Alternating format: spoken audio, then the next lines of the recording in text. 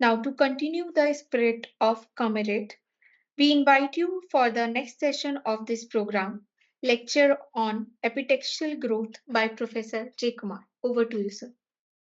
Thank you, sir. Thank you. Yeah, somebody has written that the slides are not visible on the publication pictogram. If you want, I will send it to. Sir, you can start your lecture, sir. Yes. I will send this pictogram of Professor Ram Gopal Rao. Okay, and sir. you can get it from Professor Tangavil.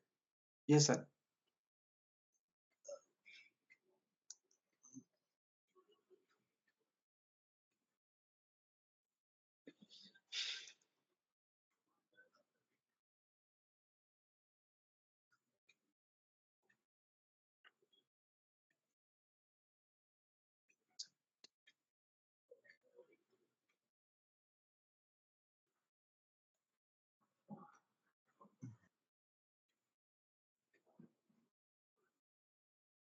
Okay. As you all have a glimpse of this program, I will just start with this first slide and then maybe some more slides which will have more details. So I will just start with this initial slide here. Getting started now.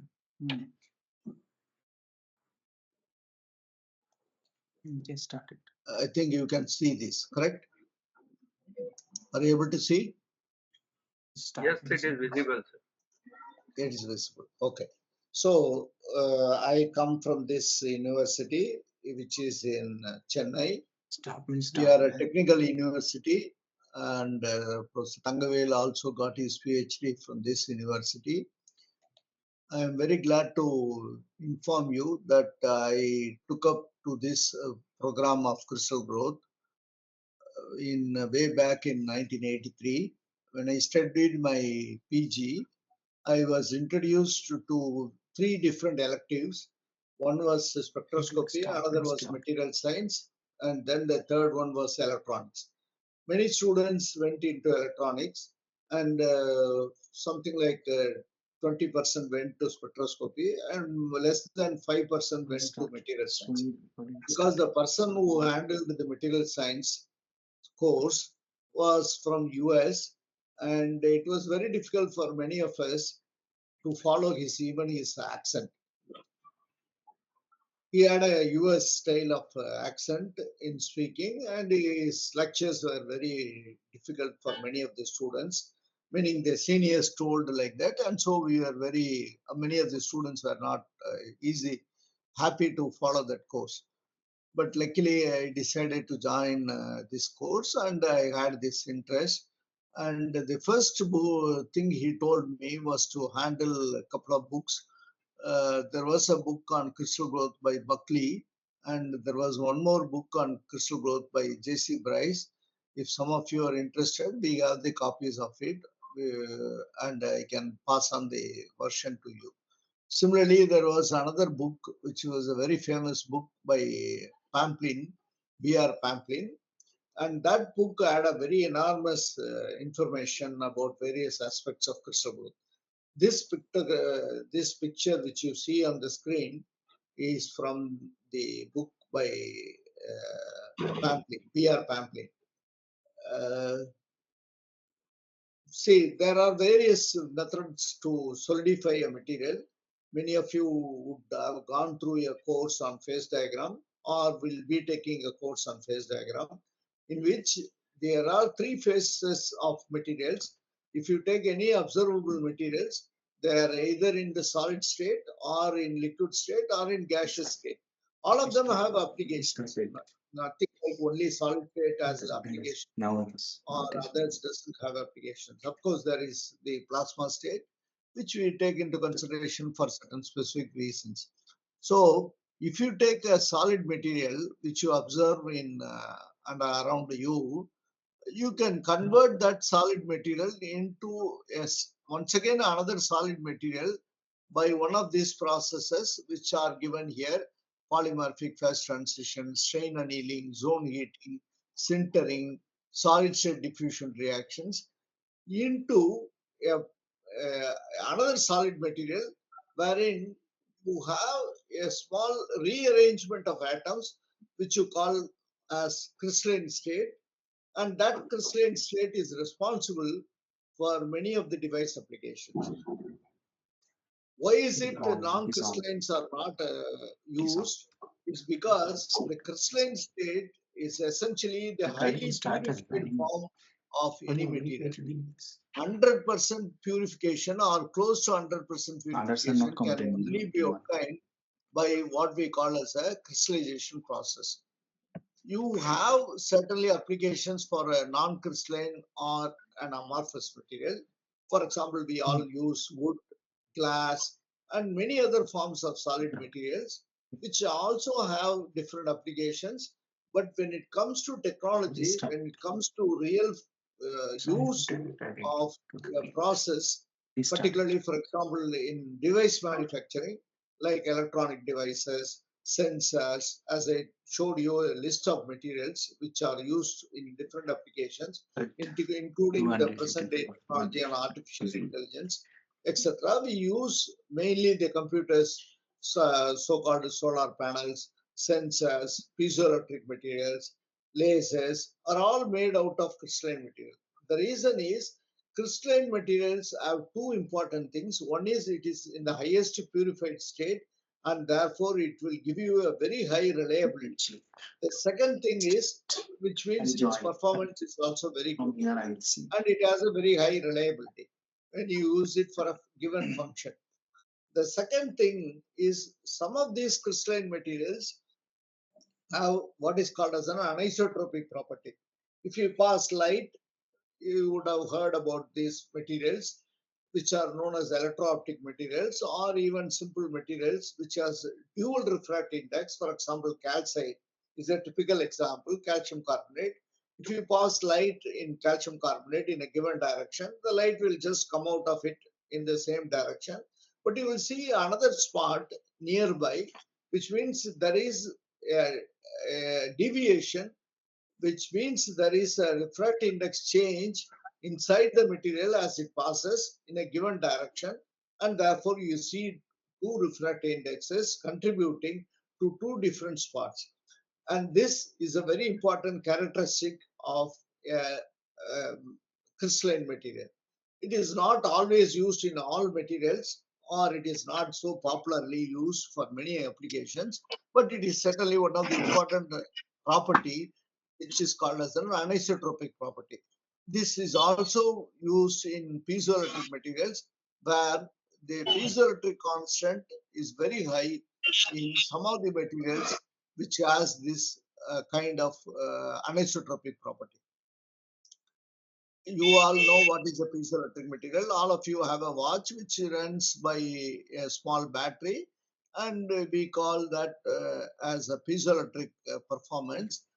If you take quartz, it is a typical example where if you apply an electric field, it will start to release a mechanical oscillation, and that mechanical oscillation is what is converted into a digital signal or mechanical oscillation, and you see the watch is performing. So this is also done in underwater communications.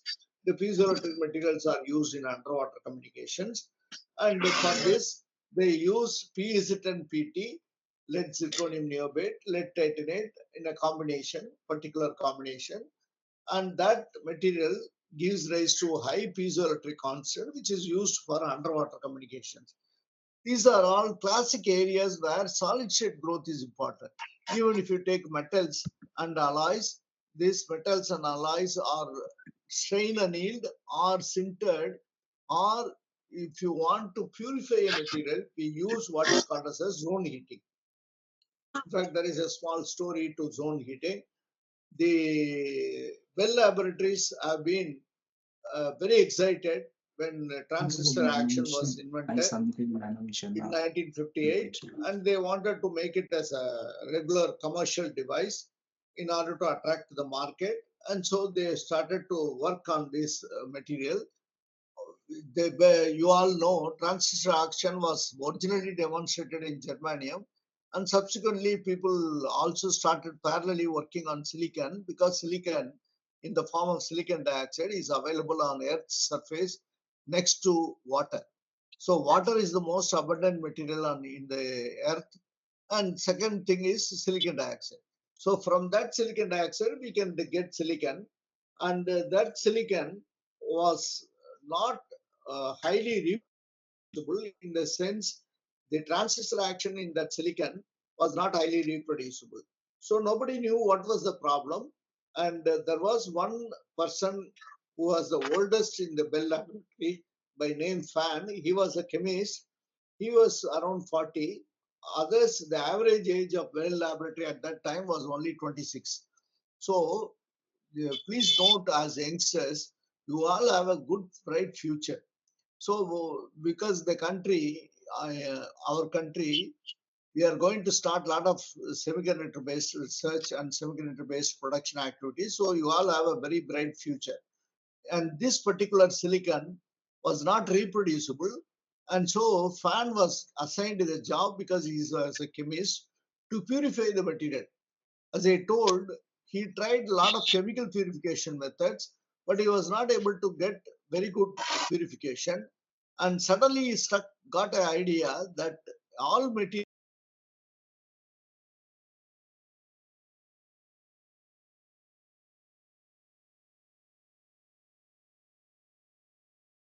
What happened? What happened, sir? We had to fix internet. Professor Kumar mutes his video.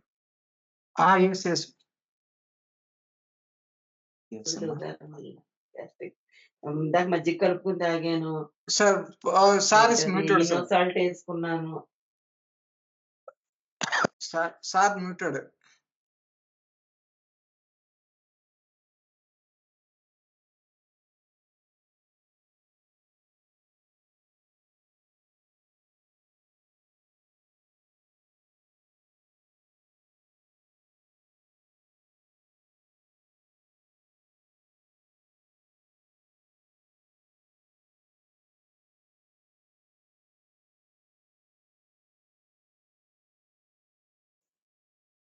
Now, is it all right?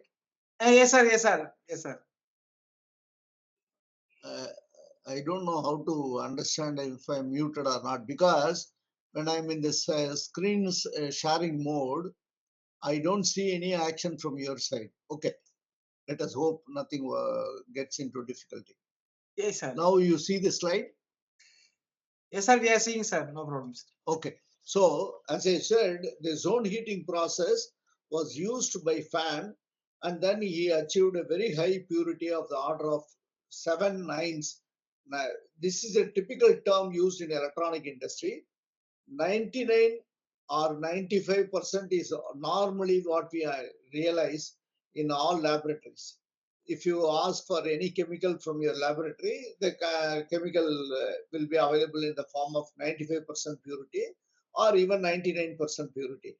But 99.9 means 39 is one level of high purity. But that is not sufficient for electronic grade. So what we use, or what electronic grade people use in order to crystallize the material for electronic device application, is minimum of 6-9 purity. That means 99.9999, like that. 4 nines will be after the decimal value. So we can even start with 7 nines in the current day's technology for various research or high level of electronic device processing. So this was what was done by the group at Bell Laboratories.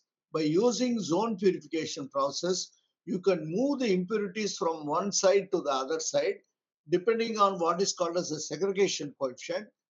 If the K value is less than 1, then the impurity will be more going towards the bottom end. That means from moving from left to right, it will go to the right side. If K is greater than 1, it will stay in the top portion itself. So the bottom portion will be more pure.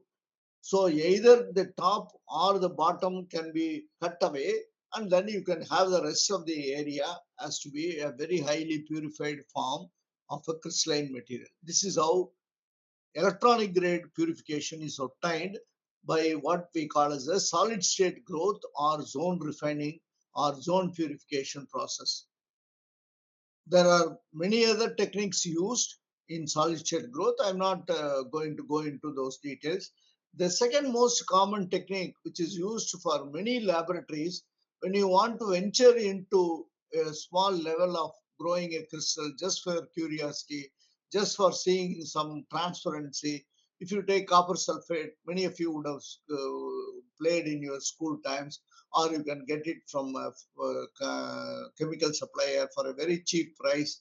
This material, which is by name alum, sodium potassium salt of tartaric acid, which is used for water purification. So you can easily get it from any commercial shop in your area. The alum or triglycine sulfate, or as I said, potassium phosphate, KDP, which is called as potassium dihydrogen orthophosphate. All these chemicals are very cheaply available and they can be easily dissolved in water, and that is known as a solution growth. If a material can be dissolved in water, it means once you raise the temperature, more material may dissolve, and so when you relatively cool it from a higher temperature to a lower temperature, the excess dissolved material will crystallize, and therefore you can get a transparent material which is called as a crystalline material, which can be used for various applications. Electro-optic application is one application for KDP, for example, and similarly this triglycine sulfate can be used, and there are also types of materials which are used as ferroelectrics. As I said, sodium potassium salt of tartaric acid, which is used as a ferroelectric material. The famous electrocrystallization is also to be understood as a solution growth. Electrocrystallization is the process with which we make a layer of coating, for example, of gold or silver, is electroplated in order to get a very cheap material. Instead of buying gold ornament of total gold value, you can have a layer of gold. Similarly, you can have any layer of any metal, so just for your own given applications without using a lot of weight of the actual material. Electrocrystallization is one of the very powerful techniques in various areas of corrosion protection. For example, you all know water pipes or electrical pipes are coated with a layer, and these layers are protective against air corrosion or water corrosion. And in seabeds also, the ships are being coated by electrocrystallization process. Similarly, even big buses and trucks are coated to protect them from corrosion and other problems. So electrocrystallization is one of the very important process for new materials to be crystallized, or if you want to have a very thin layer of a material, you can use this electrocrystallization. Though solution growth is considered to be one of the very simple process. For example, you all know we use on day-to-day basis salt and sugar. Particularly salt doesn't have a high solubility. Even if you raise the temperature from 20 degree to 40 degree or 50 degree, the solubility of sodium chloride doesn't increase significantly like what happens with potassium dihydrogen orthophosphate, which I said KDP, which has a lot of importance in laser and nonlinear optical effect, etc. So this sodium chloride cannot be grown easily by the solution growth. Though it can be dissolved, you will not have what is called as an appreciable amount of solubility. So you have to really melt the sodium chloride and then grow it into a single crystal, which can be used as a window material in infrared spectrometers and for other applications also. Sodium chloride, potassium chloride crystals are used. So that can be used only in the melt growth process. Because in melt growth, there is no problem of the solubility. You only melt the material. There are other difficulties in melt growth, which I'll come later on. Now I'll finish this solution growth. So in solution growth, we have another possibility, which is called as a very simple process of gel growth. There are very famous gels which are commercially available, which are known as sodium metasilicate gel or agar-agar gel. These gels are available in the local market. It is also called as glass. This particularly sodium metasilicate gel is known as a glass. What you can do is, if you have a material which has a very high solubility or which has mostly very poor solubility, can be grown using what is called as a gel growth. For example, protein, which is one of the important ingredients of our body, but this protein, unless it is crystallized, you will not understand the structure. And if you don't understand the crystal structure, you will not be able to synthesize a protein for your body applications or for a drug application. So gel growth is used for materials which can be dissolved in water, but which has a very high solubility. Even KDP will have a very high solubility as you raise the temperature. So it is not so convenient to grow it in terms of normal solution growth. Rather, you use what is called as a gel growth. So in solution growth, we have aqueous solution growth, which means using water as a solvent. We can also use water as solvent at room temperature, but we can also use such solvents, not only water, other solvents like acetone or any other material, liquid can be used as a solvent depending on the type of material you select to dissolve. And in such cases, you normally use room temperature and pressure. But if you raise the temperature even to 100 degrees centigrade, and if you Sir, Kumar also sir, increase, sir, yes, Kumar sir, slide mode, sir, slide. Everybody is telling slide mode, sir. slide is seen or not seen. As slides are seeing, but they want to see slide mode. Only PPT only available. You have to go to the slide mode. Sir, are Now you in the you first see, slide now? First slide. yes, First slide. in the I'm first slide? still in the first slide. Yes, Okay. everyone is asking. Sir, I please told do it sir slide in so. still first slide only I told, but still they asking. Sir, please do it slide so. This is not Slide visible show. for me, sir. I am in this first slide only. Slide show you can put, sir. Slide show. No, I'm in the first slide only. I don't want Yes, sir. to Yes, go sir. into. Yes, sir. So Okay, just okay, wait sir. for a few Please minutes. press the F5 button, sir. F5 button, sir. If it's a full screen button. Yeah, I'm in the full screen. Okay, sir. Okay, sir. Okay. Okay, I will sir. share these slides so you can even see it when you want. Yes, sir. But Yes, just sir. note some of the points which I'm trying to discuss. So in hydrothermal growth, which is a form of solution growth, one can grow relatively big size crystals which can be used for applications. For example, all the quartz crystals which are used in watches and in making frequency devices for communication purposes, including defense communications, they use the quartz crystals which are grown by hydrothermal growth only. There is a modified form of the solution growth which is called as flux growth, wherein the material, the solvent, is not at room temperature a liquid. This becomes a solvent only at a high temperature. For example, lead oxide, lead fluoride, boron trioxide can be used as a solvent to grow crystals of yttrium iron garnet, yttrium aluminum garnet, which are used either as memory devices or for laser applications using what is called as a flux growth.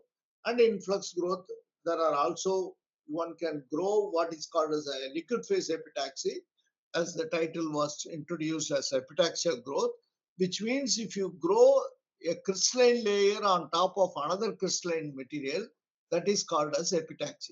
Epitaxy is a Greek word which means something upon, but it has to be crystalline. That is the real understanding. So if you use a liquid layer and if you deposit another liquid layer, it is called as liquid phase epitaxy.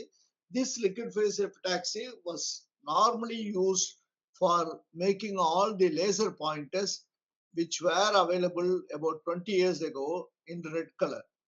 Now, currently, we don't use more of the liquid phase epitaxy for laser pointers. We use other process, but I will come to that later on. Before that, liquid phase epitaxy has also other applications. For example, all the space quality solar cells are being grown and then put into these satellites using this liquid phase epitaxy only, even now.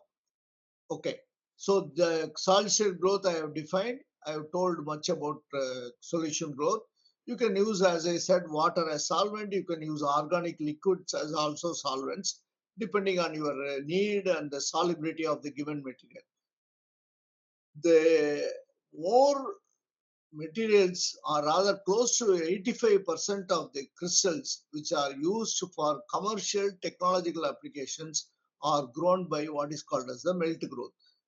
Typical example is silicon, and there are other materials which are termed as 3,5 compound semiconductors, 2,6 compound semiconductors, and there are other class of materials which are all grown by melt growth purpose. Melt growth, which means you simply melt the material at the melting point. The only classical requirement is you need a container which will hold or which will not react with the melt, and you need a perfect ambient. You cannot use any ambient. You cannot use air as an ambient in all the melt growth conditions. For example, even if you want to grow silicon, you have to avoid oxygen inside the growth chamber, because oxygen will precipitate inside the silicon, and that is one of the reasons zone heating process was done in order to purify silicon, which is run using what is called as a directional freezing, or which is done using this float zone melt process. This float zone melting is done for many other materials also. One can grow various crystals using float zone, using crystal pilling. I will show many of these crystals which has been grown using melt growth process. The closer to melt growth, you can convert the material into a flame, and that flame can also be molten, and thereupon you try to solidify it, because you know crystal growth is nothing but a phase transformation. Yes. Okay. It goes from a solid phase to a liquid phase, then it goes once again to the solid phase. This is one way of converting a phase from solid phase to liquid, then to solid. The other way of doing it is solid to liquid, liquid to vapor, then from vapor you go directly to solid, or from vapor you convert it into once again liquid and go to solid. So this is known as the vapor phase growth. Current technology, most of the devices use in one form or the other this process which is known as the vapor phase growth. For example, all the LED lamps which you see in your street lights, or the LED TVs which you have in your home, or the LED bulbs which you have in your home or in your office, they are all grown or realized by this vapor phase growth process. So just I will go into one by one the importance of these processes and how some of these crystals are grown. Particularly, you see this slide. Are you able to see this slide? Hello? Hello? Sir, we are seeing. Okay. Do you see these ice crystals? Yes, sir. Okay. So this is the real start of crystal growth understanding. Even now, there are a lot of people who are trying to understand why these water molecules, which takes this kind of beautiful shapes, which are found on nature, they do not understand why they take this shape. There are a lot of theories. People are still proposing new theories. But you know, water molecules have a crystal structure, but they have nothing to do with this external morphology. So this is one curious thing which is under the crystal growth process, or the assembly of atoms which happens from a phase which is in the water vapor phase to the condensation phase, which is the solid phase. So you can take some interest, and there are a lot of theories in this. Sugar molecules are another important things which we consume. Once again, sugar crystallization is a very important process we all consume sugar without realizing that it is a crystallization process. It is called as an industrial crystallization process because in industry, we take this cane or some other material which is available in a rich form of sugar and then convert it into a crystalline material or a solid material. Here, we cannot wait too long to take this crystal growth process because usually a crystal growth process relatively time consuming except in the melt growth where we can pull the crystal or solidify the crystal with a rate of pulling which is like 10 millimeters to even 30 or 20 millimeters per hour depending on the solidification rate. Here the solidification rate is important, so this is called as an industrial crystallization process. So you all know sugar has different chemical names: sucrose, saccharose, beta D, fructofuranosyl, alpha D glucopyrrolyside, etc.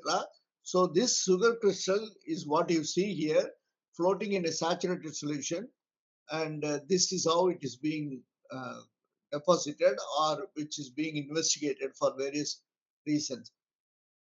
A real approach for all this crystallization happened only because of the water molecules which got crystallized or converted into ice, and also this was another important material which got converted into diamond, and diamond because of its glittering nature was of real great interest to humankind, and we were the pride country which gave this Kohinoor diamond, and this was excavated in central India 4,000 years ago, and this is now on the crown of the Queen of England.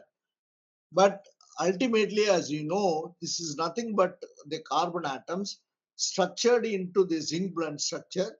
In zinc blende, you call it as a zinc sulfide, where you have, for example, one zinc atom here, another sulfur atom here, similarly another zinc atom here, another sulfur atom here. Whereas in diamond, all of them are carbon, but they are what is called as two interpenetrating cubic crystal structure. So this is the most important thing, which has also attraction because of its glittering nature.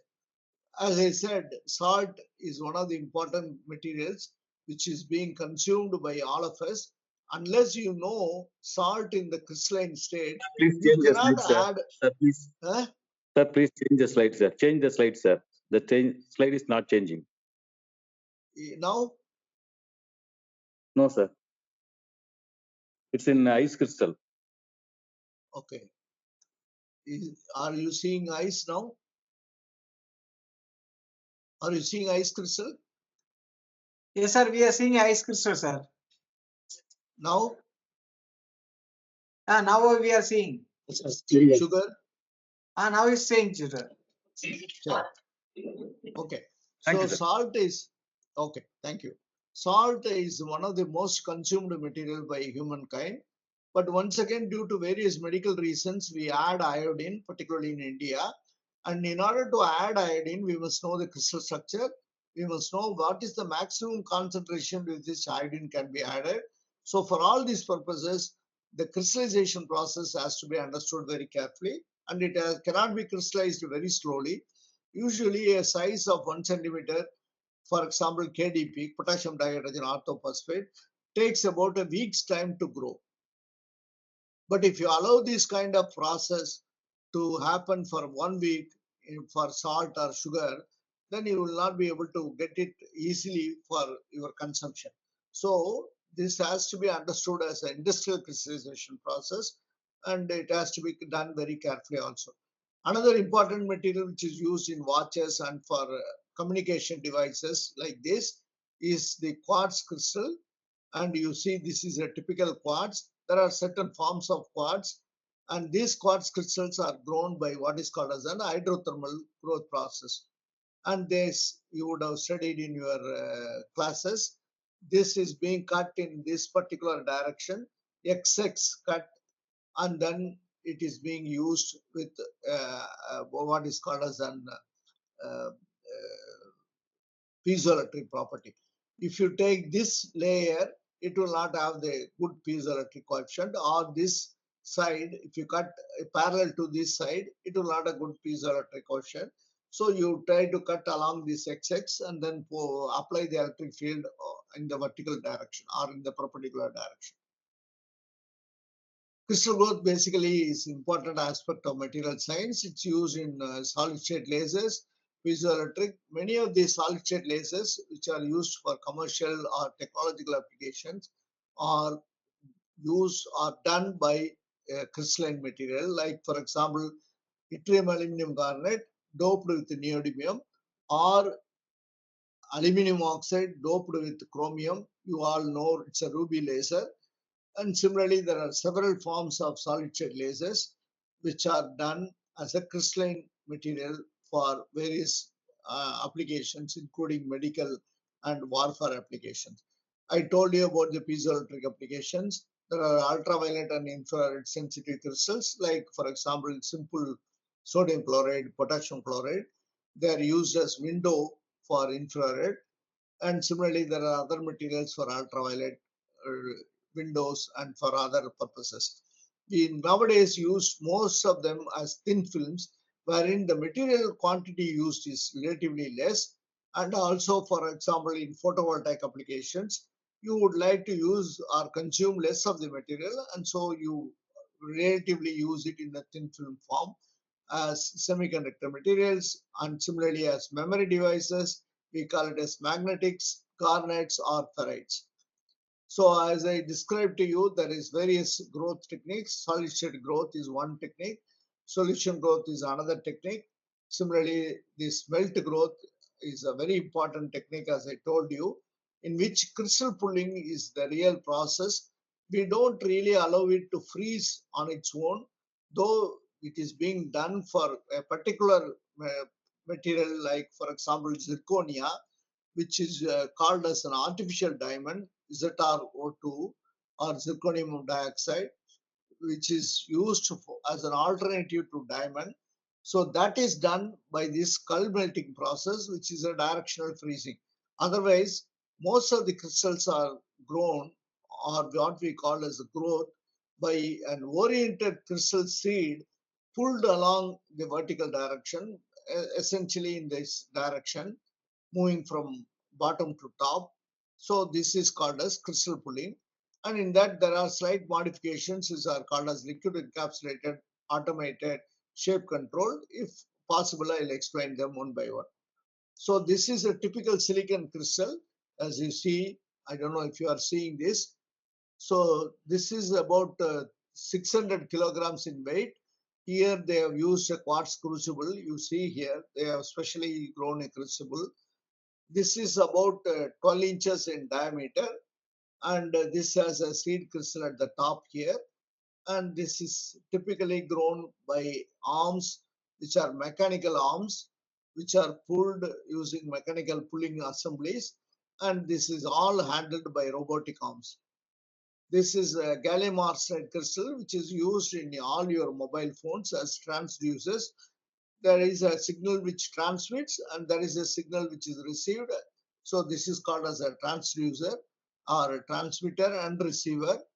And this is one of the important materials which is known as gallium arsenide. This is also used in communication with respect to the defense, or what we call as 4G communications. Currently, we use this gallium arsenide.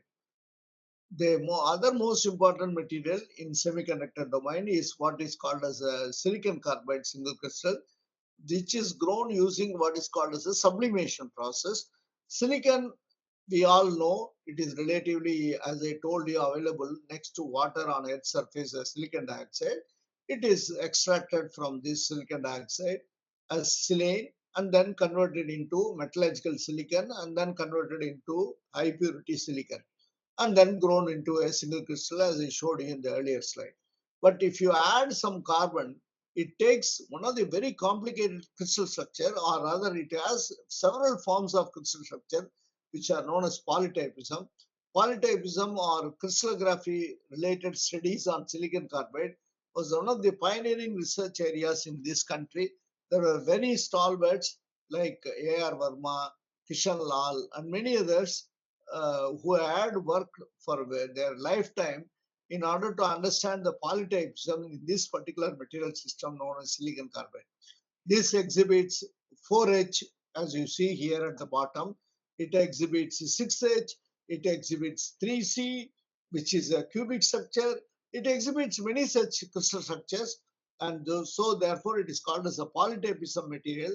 It exhibits more than 200 plus crystal structures. But most commonly 4H or 3C is being used for device applications. So this is another material which is of very great importance. Though it is very simply told as sublimation process, it is not so simple. Sublimation, as many of you know, if you light camphor or if you have mercury iodide, if you melt mercury iodide, it will go immediately to wafer phase and you can condense it in some place like a substrate which is cold, and then you will get a solid material. That is how the sublimation happens, and that's how the silicon carbide is grown. You can also take this silicon carbide poly and then put it into a container and then solidify it also. That is also possible, but it is very expensive. So a typical 2-inch silicon crystal is only about 60 rupees, though it is not easily available, because as I told you, commercial silicon is now available as 8 inches or 12 inches. But if you really want to buy something which is available as 2 inches, it will be only 60 rupees. Whereas if you want to buy it as a silicon carbide, just adding carbon, nothing else, but the technology goes, the value goes so high. A 2-inch wafer of silicon carbide, a wafer means the thickness is about 0.3 millimeters. So a typical 2-inch 0.3 millimeter thick silicon carbide wafer is now close to $1,000. So you can understand the difference between silicon with and without the addition of carbon. That is where the crystallization is a technological process, not just a simple process like we have been discussing in terms of solution grown crystals or crystals which can also be obtained by simple solvents such as water. There are many laser materials and also piezoelectric materials. Some of the crystals which you see here, this is typically chromium doped aluminum oxide used for laser, and this is another laser material. I can tell you the formula if you wish later on. So this is a single crystal of silicon once again by the floating zone process. I'll show you the floating zone. I'll show you the real crystal pulling. This is Moore. Many of you might have heard this name. There is a law, Moore's law, which he has given a hypothesis or a kind of postulate that the device dimensions will shrink and the number of devices in the integrated circuits will double every year. But now we are in the Moore's law limit, wherein we have made very small devices of the order of, which means the gate width in a transistor is now of the order of 2 nanometers, just 2 nanometers, and therefore the number of devices have increased tremendously in height, in number more than a crore or so. This is a typical 12-inch wafer which Moore is holding in his hands. So this is another 12-inch wafer, and you see all these squares or small blocks are typically process integrated circuits. So once this is processed in some mechanism, you can pack it and then take it into your computer or wherever you want the devices to be working. This is a typical crucible, and you see the polycrystalline material is kept inside. There are various crucibles used depending on the type of material. The crucible can be glass, the crucible can be quartz, it can be pyrolytic boron nitride, it can be even a metal or an alloy of a material, it can be iridium, it can be platinum, it can be mixture of this platinum and iridium. So there are several types of crucibles, several shapes of crucibles used for different materials. Because as I told you, the material which is to be made in the molten form should not react with the melt, and the material should not be too expensive unless there is a need. You cannot always take an iridium crucible, though iridium crucible, platinum crucibles are being used for various commercial technological devices. But unless there is a real need, you should go for crystals with crucibles which are relatively not too expensive. For example, if you use in this high pressure crystal puller which you add in Crystal Growth Center, this is the chamber inside which we keep this crucible like this, and that crucible can be of quartz or it can be pyrolytic boron nitride. If it is quartz, a typical 4-inch crucible of quartz is only 5,000 rupees to 7,000 rupees, whereas boron nitride or pyrolytic boron nitride is close to 1 to 1.5 lakh rupees. So you can see the difference between these costs. So why do we need pyrolytic boron nitride? Because if you want to grow certain type of crystals, particularly the gallium arsenide, if you want to have N-type or P-type, then no problem in using quartz simple crucibles.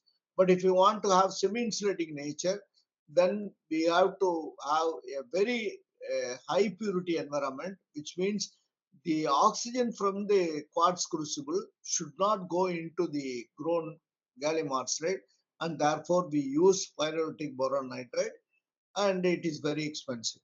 So this is a typical high pressure crystal puller where this is the growth chamber, as I said, inside which we have a carbon heating element which is heated by the resistive heating principle, and then we have water cooling assemblies, and then we have a rotation or a translation assembly at the top, similarly a rotation motor and a translation mechanism at the bottom. The chamber can be split into two halls. This chamber is a high pressure chamber which can withstand 1000 degrees centigrade at 100 atmospheres.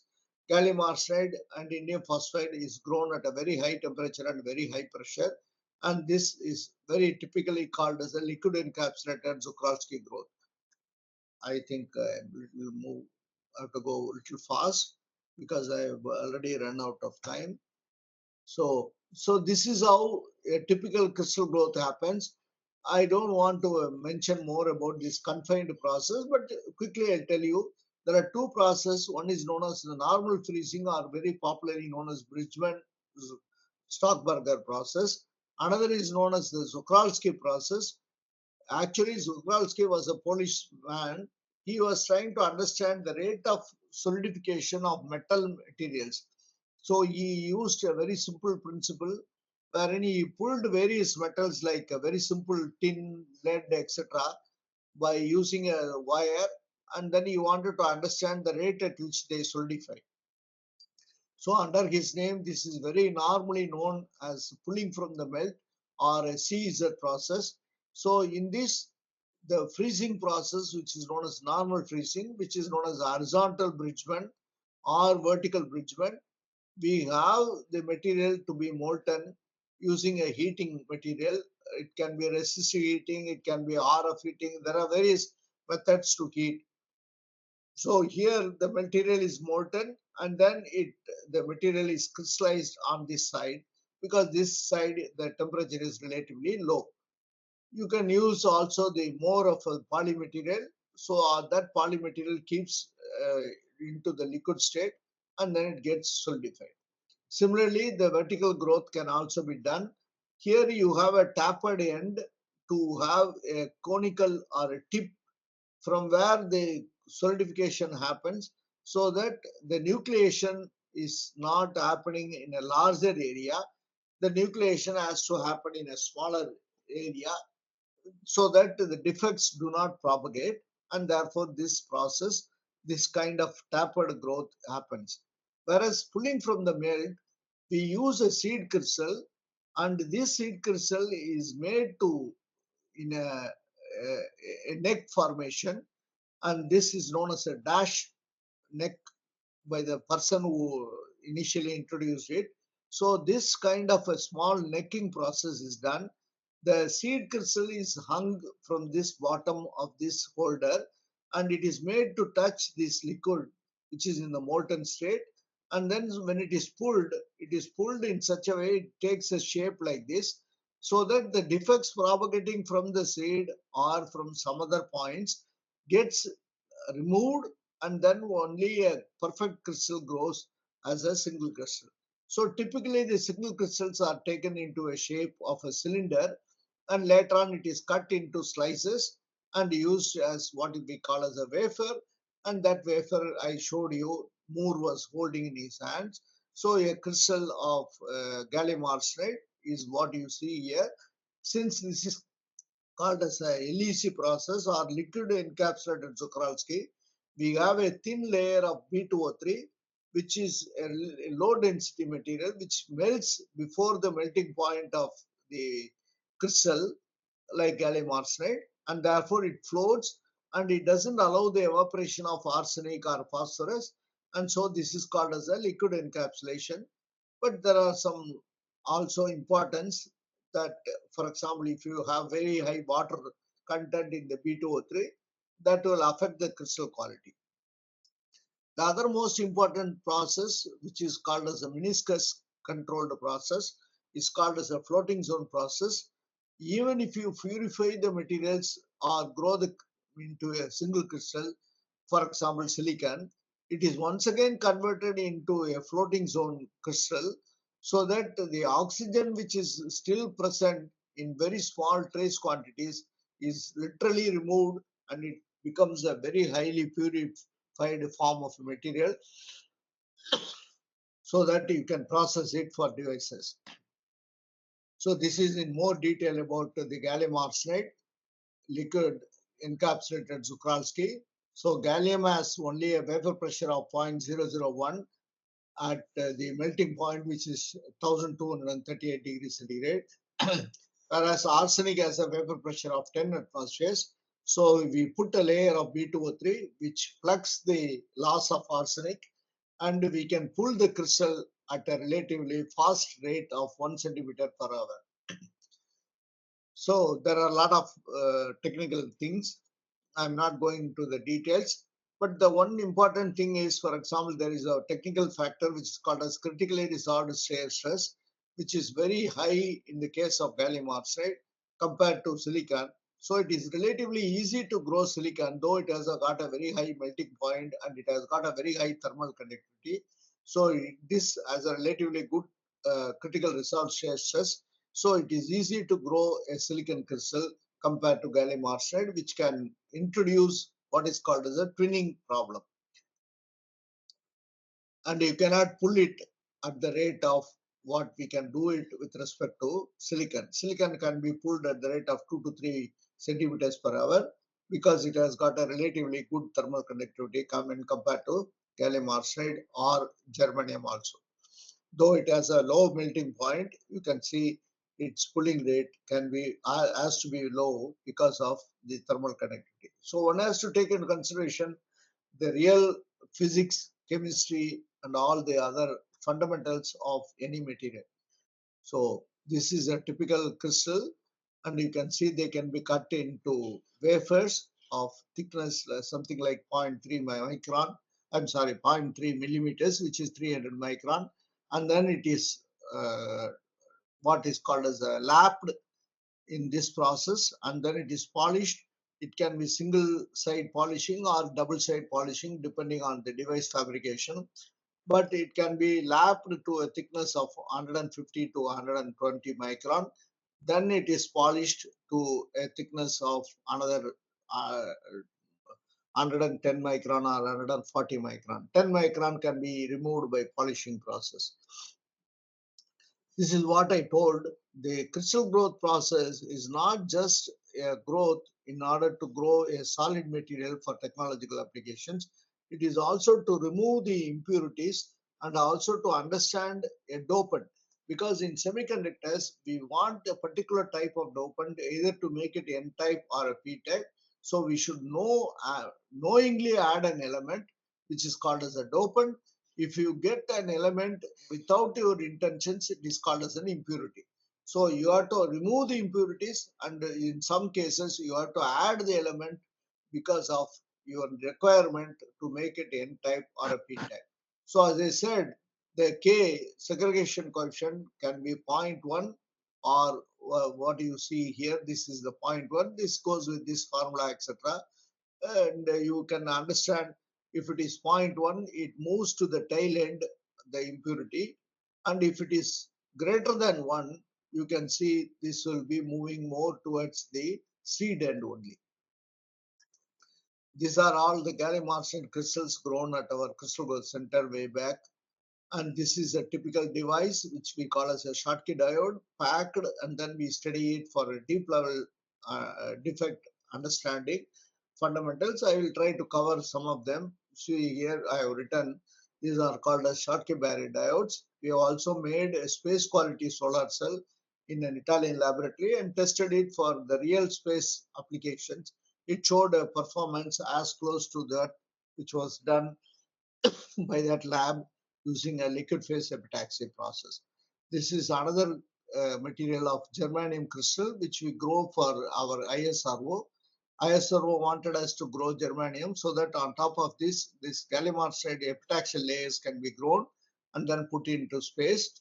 Because if you use other substrates, the substrates itself are very heavy, and so in space applications you have to take into consideration every gram weight which is being put into orbit. So germanium has a relatively low weight, and so this is being used. So this is what is called as a substrate. Typically it can be 2 inches in diameter. Nowadays 4 inches, 6 inches, even 8 inches are being used even for space applications. And the thickness, as I told you, is roughly about 0.3 millimeters. It can be slightly less also after lapping and polishing. And then every layer grown on top of it as a thin film. Depending on the thickness, we call this as the quantum layers, or we call this as a layer to suit the device applications. I'll tell you about the quantum requirements. You would have all been studying quantum physics without even understanding where this quantum physics is going to be applied. But you will see in some of my other slides as to how these quantum structures helps in order to grow as AP layers and then subsequently use them as devices.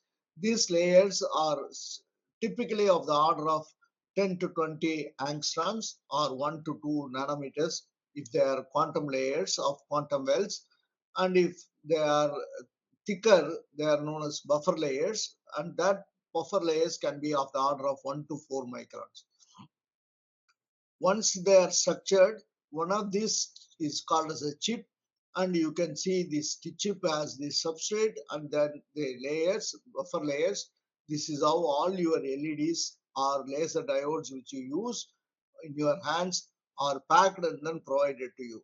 This is typically of the order of only 0.3 millimeters. These top layers, even if there are some 20 layers, they may not be more than something like 5 micron in total thickness.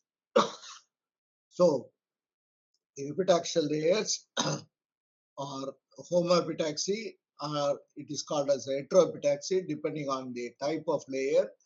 This is what we define as epitaxial layer.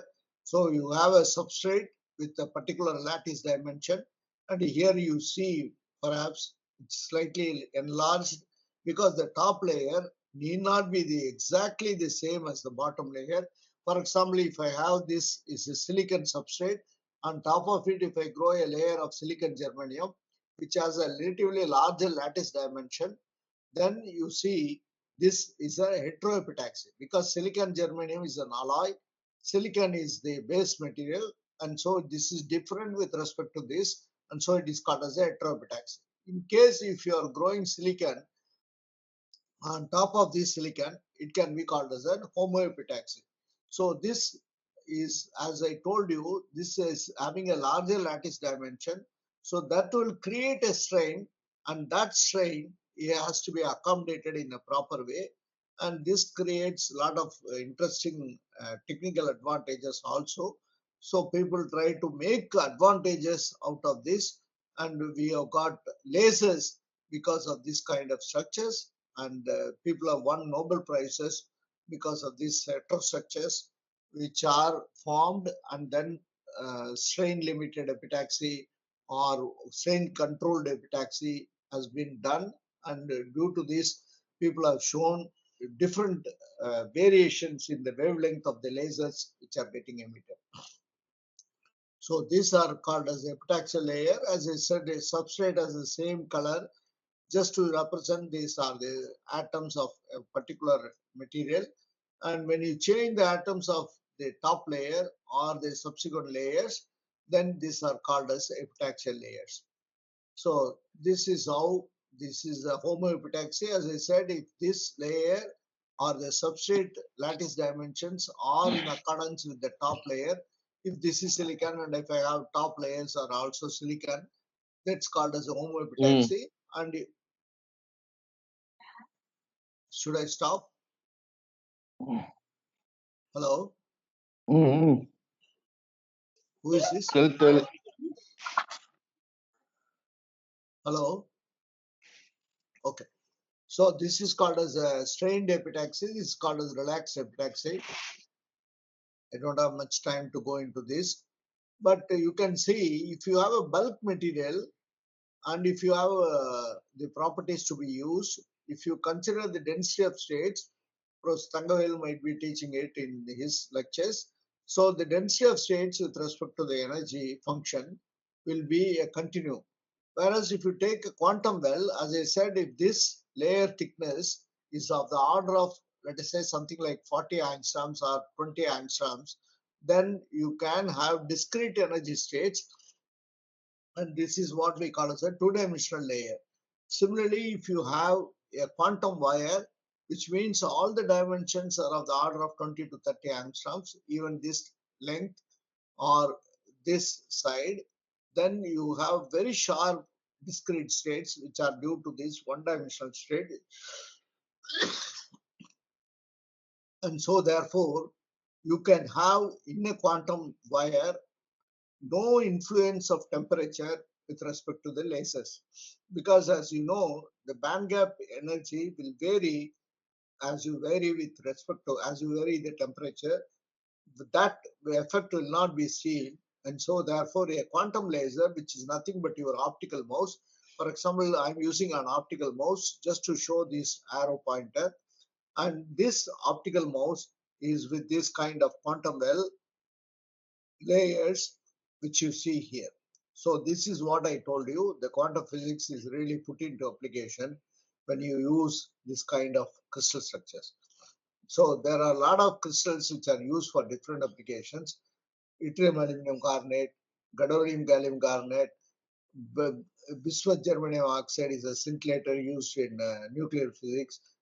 Lead tungstate is also used as a scintillator material. Yttrium lithium fluoride, lithium calcium aluminum fluoride, and LGS is a piezoelectric material. Similarly, GSO is another scintillator.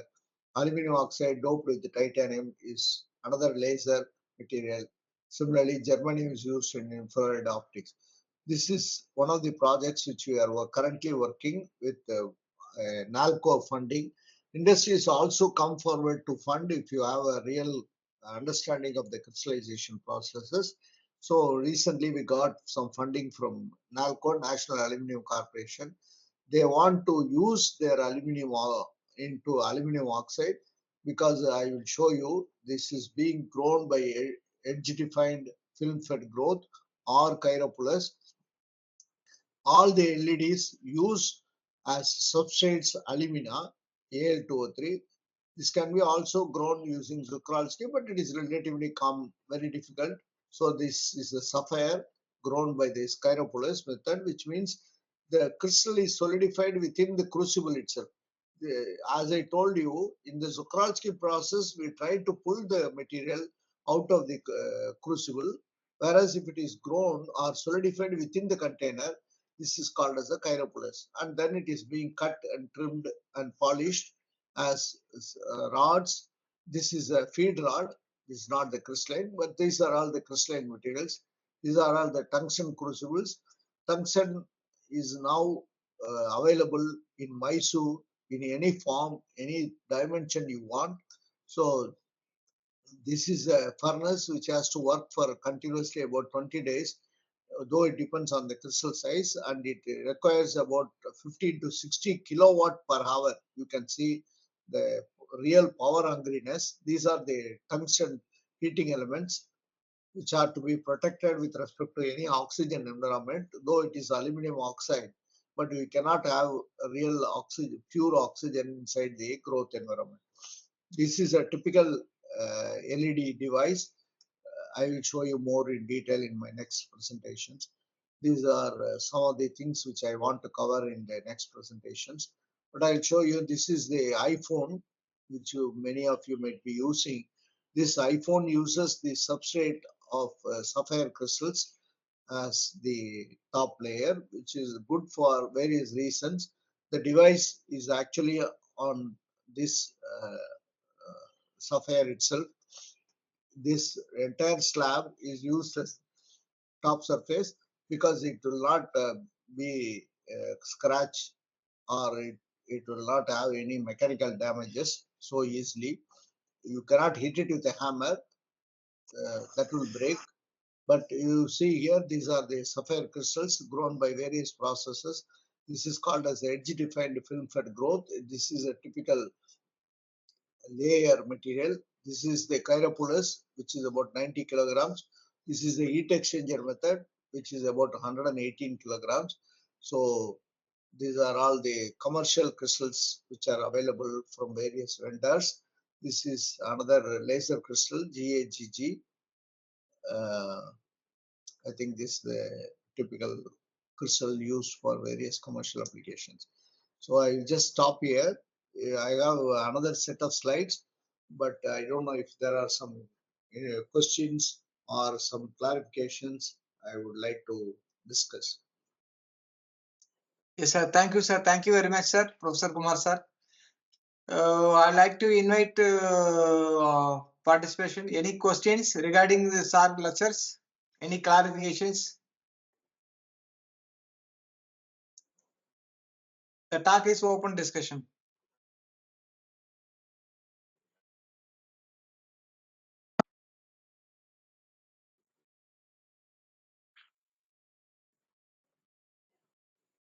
Everyone available or just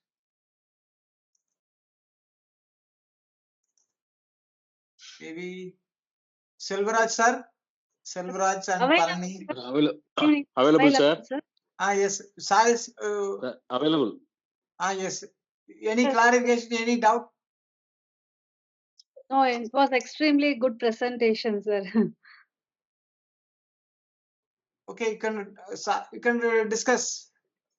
Yes, sir.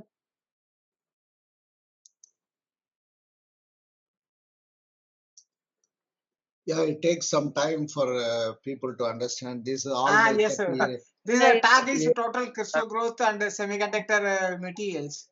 Yes. Yeah, it is 30 years of my research, so it's not. Yeah, anybody who has Good evening. any Yeah, queries? Yes. Anybody I interested? hello. Good evening, sir. Yeah, please. Good Am I evening. audible? Yes. Yeah. A very good presentation, sir. Very impressive.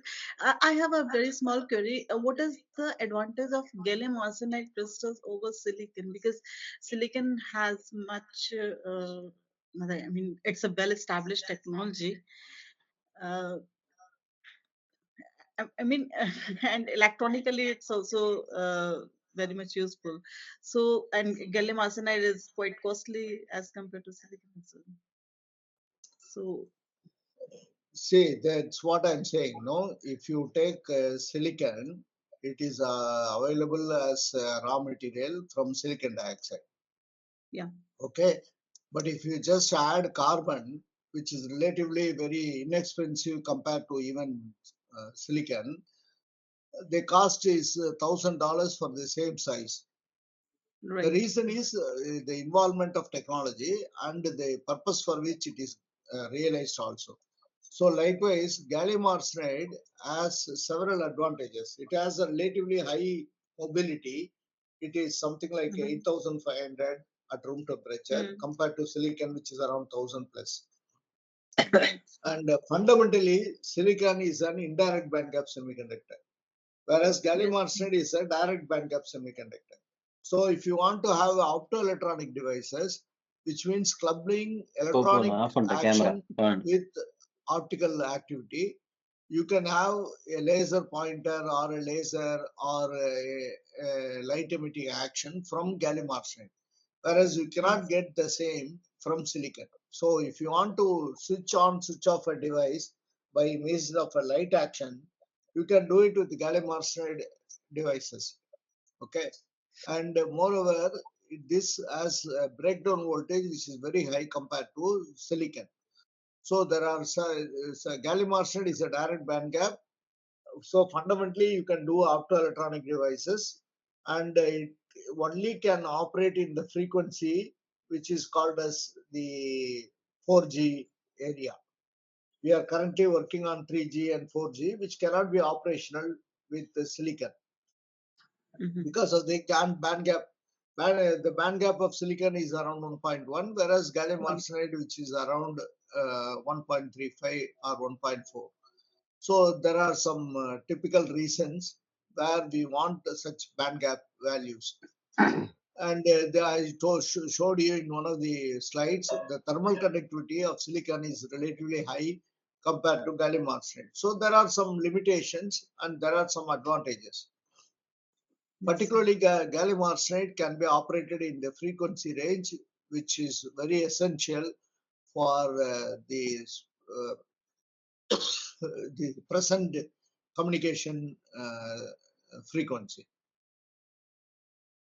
You get it? Yes, sir. So, Yes, sir. sir, So, may I have? Hello.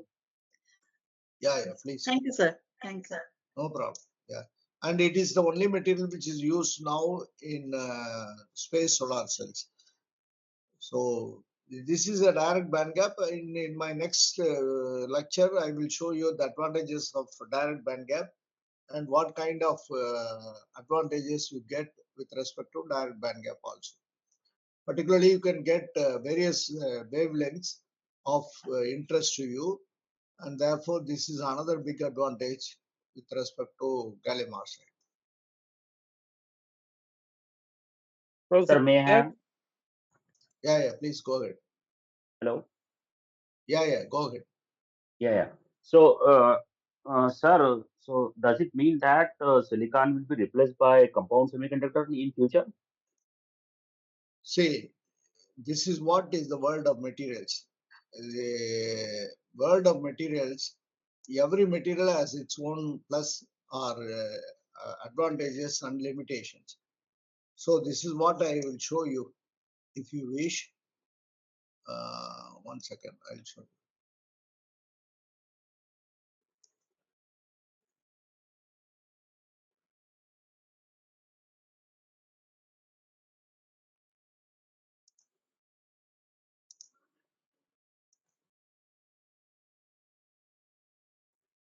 Are you able to see this slide? This is a Yes, comparison sir. table. You are able to see this? Yeah. See, Yeah. you can get high electron mobility transistor, which is known as HEMT devices, only in gallium arsenide. You see here, these are the material properties of silicon and gallium arsenide. This has a band gap of 1.1. This is 1.42. This can get a carrier, free carrier concentration of 10 power 10, whereas it can be 10 power 6, which means you can get a very high mobility compared to silicon. And then the breakdown voltage, for example, our saturation voltage is 1.2 more than 1, which is in silicon. And similarly, the conductivity is a limitation here. But you can see here, there is a device performance evaluation principle, which is known as the Johnson method factor, which is 1 in case of silicon, which is 2.7 in the case of gallium arsenide. So this differs from material to material. For example, in aluminum nitride, which is the highest, people are trying to achieve this aluminum nitride, but it is very difficult to grow this aluminum nitride. It has got a relatively high band gap. It has a very poor thermal conductivity. There are a lot of difficulties in aluminum nitride. But this is how it is being understood, that it has got a very high Johnson Matthey factor. So in terms of the frequency, you can see here, I can operate at 60 gigahertz with gallium arsenide, whereas it can operate only at 1 gigahertz, which has a limitation in terms of communication devices. Yes, sir. So, I do understand. Yeah. This has yeah, been already proven in the literature that gallium arsenide or compound materials are better than silicon. But question was, we see gallium arsenide is a compound semiconductor, which is very costly as compared to silicon. correct. So, is See, it going to in the future? you cannot Is gallium replace, arsenide or gallium? no, you will not replace one with the other. Each has its Oh, own demand, each has its own advantage. As I said, keep repeating, silicon is available as silicon dioxide next to water on Earth's surface. Whereas yes, gallium sir. arsenide is, as you told, it's relatively very expensive to make it purified, to crystallize it. It involves a lot of technological processes. Mm-hmm. Okay. And therefore, its cost is relatively high, Convert and to so that. you must find the real correct application to use it. Whereas Mm-hmm. silicon is being used as terrestrial solar cells, it is used as silly detectors, it is used in all your computers. So when you have a relatively good material with and it has some native oxide, so you can make MOS devices very easily with silicon. So there are certainly some advantage, or rather good advantages with silicon also. Mm-hmm. So So silicon silicon, basically will continue as it is. pardon me. Uh, just what I'm saying is silicon will continue as it is. Perhaps Yes, yes, yes, yes, yes. very difficult to say that gallium arsenide is going to replace silicon. Silicon will continue as it is. Yes, yes, you're right. Yes, sir. Thank you. You are correct. Yeah.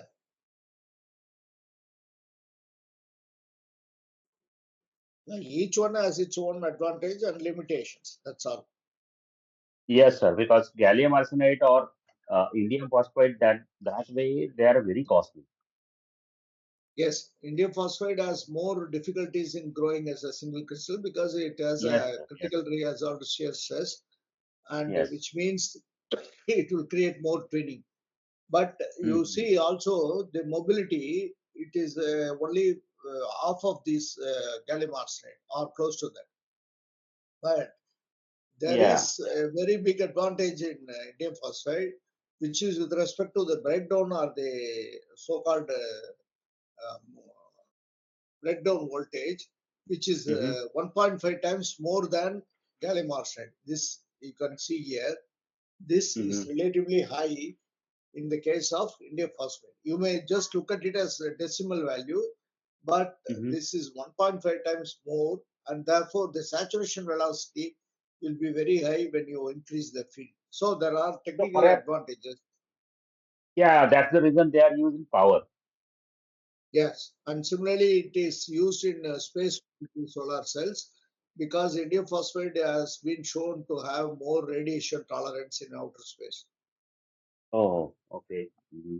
This is lattice matched to indium gallium arsenide phosphide, which is a quaternary alloy, which is Okay. used to emit the lasing frequency at 1.03 micron, with which we have all the fiber optic communications. All the fiber optics which we use on land surfaces for long distances uses a transmitter or a signal transmission device which is made out of indium gallium arsenide phosphate because the silica fiber has low loss when you transmit at 1.03 micron, and that Mm-hmm. 1.3 micron can be achieved with the indium gallium arsenide phosphide laser, which is very much lattice matched to indium phosphide. So indium phosphide substrate is used to produce indium gallium arsenide phosphide lasers. Mm-hmm. How do you say? GaN devices. can they be, kind of replace silicon? Because GaN is cheaper than other devices. I mean, other compound semiconductors. As of I know. GaN, you mean gallium nitride? Yeah, yes, sir. Yes, it is cheaper because it has gone into a real voluminous production in terms of LEDs, which is used for white light illumination, etc. Otherwise, GaN preparation is more difficult, or rather equally difficult compared to gallium arsenide also. Because here Oh, that arsenic is a toxic material where nitrogen is not the toxic, but nitrogen alloying with gallium is very difficult because gallium nitrogen alloying nitrogen with gallium is not so easy because the source of nitrogen is only ammonia, and if you want to break ammonia into nitrogen and hydrogen, it will easily recombine to form ammonia once again before it reacts with gallium. okay, okay. But epitaxial layer, which means thin film layers, can be grown, and people have demonstrated. And Taiwan, there are industries which produce in some quantities like trillions in 1 hour. Devices made out of indium gallium nitride. That is why we get all these blue LEDs, so-called white Yeah, LEDs, true. etc. Mhm. So that way it has become once anything becomes a commercial process, the price drops. And moreover, this has been taken up by Chinese and Taiwanese, and therefore they want to break the market by bringing in a cheap price. Otherwise, So correct. if you really consider the technology involved and the equipment cost and the process cost, it is certainly very high compared to silicon. Okay, okay. So currently GaN is not commercialized as such. GaN is commercialized in the sense GaN is not used as a pure gallium nitride. It is used as indium gallium nitride or indium aluminum nitride. Oh, achha. Okay, okay, okay. Yeah, Yes, maybe sir. Thank tomorrow you. Thank you so much. I will touch upon Sir, this. Kumar sir, some Yes, yes. question from the chat message. Some audience are SK Ranu asking gas sensor which material used for the get good stability and sensitivity, like that is the asking question. 1 minute. For gas For sensor, gas which sensors, materials you use which is to for get good good stability and sensitivity, See, like that. it depends on the gas and it depends on what you term as sensitivity. I don't understand what is stability, but maybe you are talking about stability in the sense of long-term use. But the sensitivity is an important factor in all gas sensors. So there are a lot of sensors for each gases. Hydrogen has a different sensor, nitrogen has a different sensor, oxygen has a different sensor, and for every sensitivity range, we have very different sensors. So sensors is a very, very huge area. So there is no particular material which is good for all gases. And even for one gas, you cannot use the same material for all the sensitivity range. So you have to be a little careful in making the answer. Okay. So, sir, another question they're asking, only one question we can engage. Is it required for doped gallium arsenide as we do the dope for the silicon N-type and P-type? They're asking yes, for yes. the Yes. Okay. See, any material, particularly semiconductor, in my next talk, I will try to touch upon this. Any material, particularly semiconductors, it is not of good use if it is what is called as a native material or intrinsic material. It has to be essentially doped or added with an element to make it N-type or P-type. Because unless you have a PN junction or PIN junction or NPN junction like that, you will not be able to control and manipulate the movement of the carriers. See, basically, you are looking for an electronic device. What is an electronic device? It is about control and manipulation of a charge. If you are moving an electron, that electron has to either go from this end to the other end, at a rate you want, or it has to deviate and take a different direction.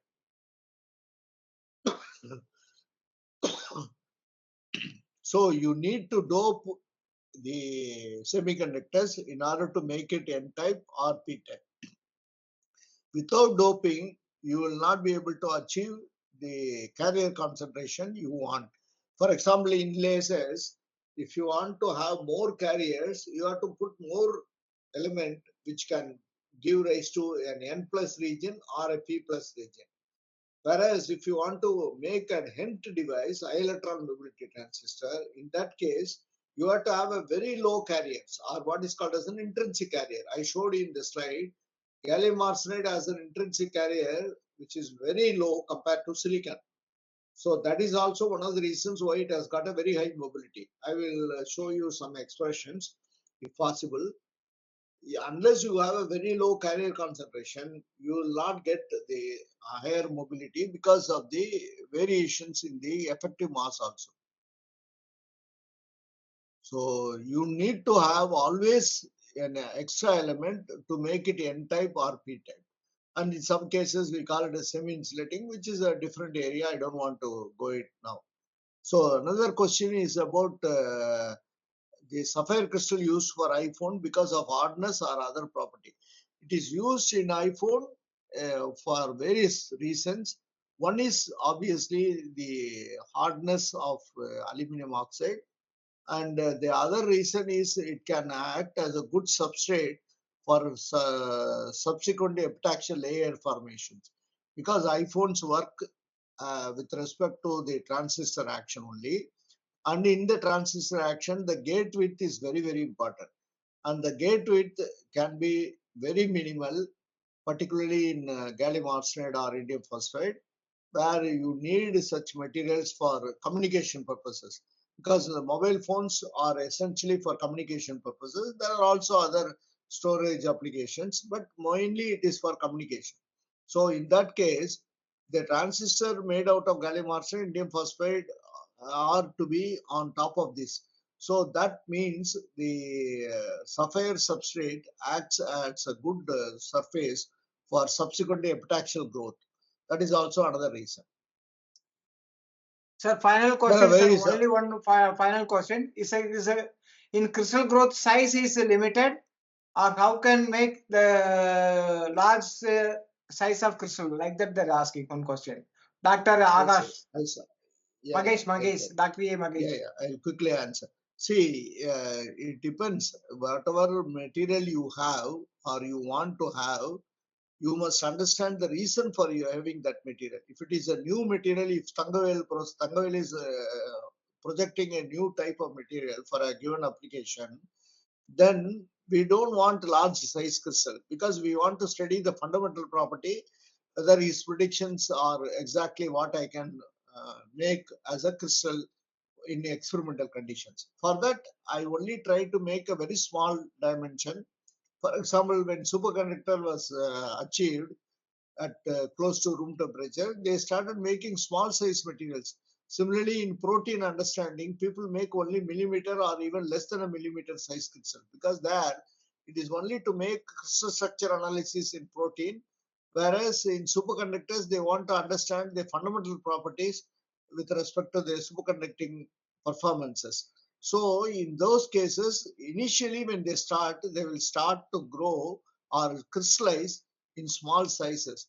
But once they understand there is going to be a huge voluminous requirement, like the sapphire crystals or silicon crystals, they will start quartz crystals.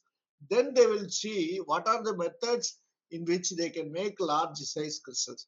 They will not start by growing a crystal of like silicon. I showed you one typical crystal of 600 kilograms weight and 12 inches in diameter. That is more than 2 times the human height also. We don't want to grow a crystal which is proposed by Professor Tangavel for topological applications, for example, into that size tomorrow morning. We will first try to understand whether I am able to have the performances as he has predicted. Then if there is a good commercial demand, then I will try to make it as a large size crystal. So the size is limited by the growth conditions or the method with which I grow, and then it can be grown as a big size or small size. For example, the next talk by Dr. Sumati, she will talk about silicon crystals which are grown as a particular shape and size for a specific application. There you will understand the need for such large size also. The same silicon can also be obtained as a very small piece like 2 millimeters or 3 millimeters or a grain of 10 millimeters. But it depends on the nature of application you have in mind and also the growth conditions under which you grow. If you want to grow some iodide crystals, you cannot have a size of these 2 inch or 6 inches. That will always Yes, sir. be a size of millimeters. So it depends on what application and whether it is for commercial need, all that you have to understand. Yes, sir. Okay. I think further no more question. Let us thank Professor Kumar sir. It's an excellent talk for entire crystal growth mechanisms and as well as the semiconducting materials. Let us thank Professor Kumar sir. It's an excellent talk. Thank you. Thank you. Thanks to all of you for your Yes, sir. patience. Further, any questions, contact to Professor Kumar and as well as to me. Then we will give the further clarification regarding the crystal growth mechanism and as well as the if you want anybody want a new crystal, we can grow also. That is also no problem in the crystal growth center and university. Thank you, sir. Thank you. Yeah. There Let us was thank a the Professor Kumar sir question. one more Yeah, time. before I conclude, there is one question. Can the fused silica is the replacement for crystal? I don't know what you understand as crystal. Fused silica is generally a ceramic material or a non-crystalline material. Okay. So you please reconsider your question and then maybe you can ask me tomorrow also. Somebody has asked a question about this. His name is Agnihotri, Santosh Agnihotri. You can redefine your question. Yeah, I don't understand your question, but maybe you can ask me tomorrow if you can redefine your question. Yes, sir. Okay. That is Thank you. solidification melt growth, sir. Melt growth technique, sir. That Okay. that Okay. puller. Yeah, you can explain. You can explain. Yes, sir. I know this technique, sir. When we are doing the available there, I can explain that. Okay. Thank you. Thank you, sir. Thanks to all of you. Bye. Thank you, sir. I'll Thank you sign. very much, sir, Professor Kumar, sir. Thank you, Tanvi. Yes, sir. I will sign out. Yes, sir.